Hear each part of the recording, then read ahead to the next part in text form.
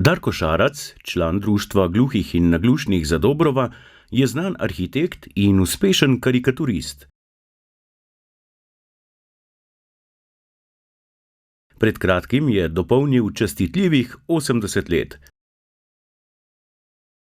Vse življenje je dejaven po številnih društvih, zelo blizu mu je kultura.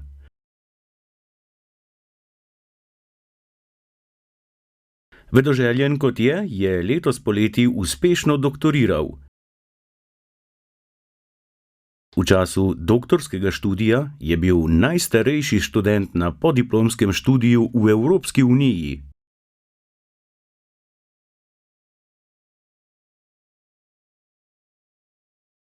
V doktorskem delu sem se ukvarjal 4 leta, ampak pred tem, od prvega dneva, ko sem prišel v Ljubljano od 74. Ko sem prišel tukaj, se pravi, sem se malo spoznal za zgodovino Ljubljane in me je to zaintrigiralo, zato ker sem videl, da je to zelo zanimivo mesto v urbanističnem smislu. In sem hotel priti do resnice, kako je pravzaprav nastala ta Ljubljana. In zato, ker je ta proces dolgotrajen, in da bi prišel do prave resnice, rabiš veliko časa, katerega jaz nisem imel. In pol, ko sem prišel v pokoj, sem se začel detaljno s tem ukvarjati. Vpliv vojske in vojne na evropska mesta ga je že od nekdaj zanimal.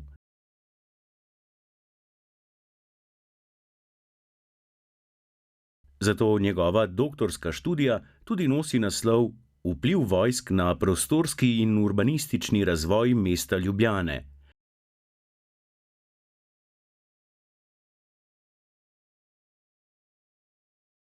A vojske so obstajale povsod. Zakaj se je torej odločil prav za Ljubljano? Za Ljubljano zato, ker je Ljubljana na zelo pomembni strateški točki, katero so še odkrili stari Rimljani, in tukaj zgradili to trdnjavo Emona. Potem vse vojske, katere so prihajale v ta prostor, so to točko držale. Ampak je bistveno v tem, da sem v tej študiji, v mojem raziskovanju, odkril nekaj, kar do zdaj v odnosu na Maxa Fabiana ni bilo odkrito. On je naredil okrog Ljubljane, zaprav predložil svoj načrt, urbanistični načrt Ljubljane, v kateri je predvidel krožno alejo, vmes še mestni tramvaj. In to daleč po Trnovskih njijah in z druge strani po njej.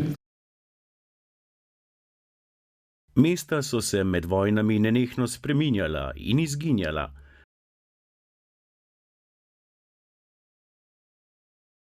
Vzroka za to do zdaj pred Darkom Šarcem ni raziskal še nihče. Da človek posveti nekaj let življenja zgolj enemu mestu, mora ta biti res nekaj posebnega.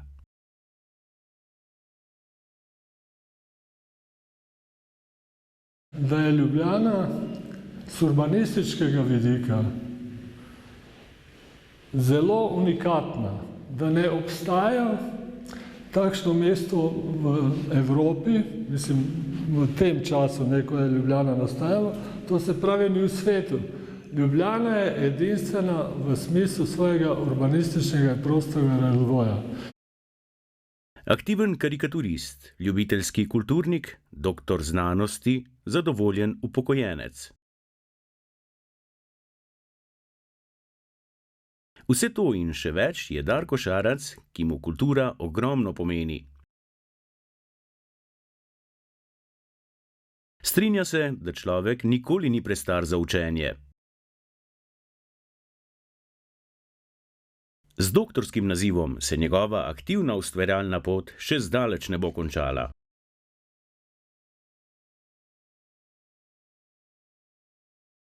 Kultura, mislim, da je to osnovni element vsakega ljudstva. se pravi slovenskega ljudstva. Kultura je osnova, iz katere se vse razvija. Pa potem zdaj moram napisati eno knjigo, tako so mi svetovali, da je na zaključno na promociji doktorata je svetovano, naj napišem knjigo za Ljubljano, zato ker to, kar sem napisal in to, kar sem dal, kar sem do zdaj povedal tukaj, je zelo zanimivo za navadnega človeka. In ta mora biti napisana popularno, da vsak človek lahko to prebere in razume. To je zdaj moja naloga. Telesna okvara ne sme biti ovira za doseganje zastavljenih ciljev, se strinja naš sogovornik.